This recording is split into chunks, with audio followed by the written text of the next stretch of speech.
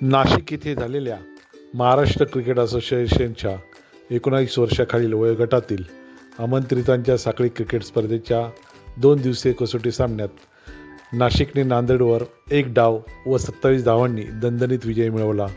सामन्यात एकूण 11 बळी घेणारा लेग स्पिनर करण कोल्हे हा विजयाचा शिल्पकार ठरला. त्याने पहिल्या डावात 5 तर दुसऱ्या डावात 6 बळी घेतले. अथर्व सूर्यवंशीने देखील अष्टपैलू कामगिरी केली. मिरी येथील मैदानावर झालेल्या सामन्यात नाशिकने नाणेफेक जिंकून प्रथम फलंदाजी करत 7 बाद 392 धावा केल्या.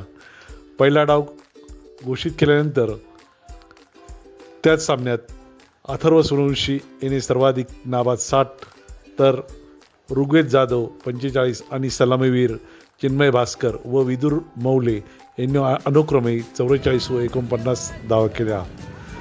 या धावसंख्येला उत्तर देताना करण कोल्हे याच्या भेदक लेग स्पिनर समोर नांदेडला 133 धावा करता आल्या. करणने केवळ 15 धावात 5 गडी बाद केले. त्यामुळे नाशिकला सहज विजय प्राप्त करता आला. NK न्यूजसाठी नाना खैरनार, नाशिक.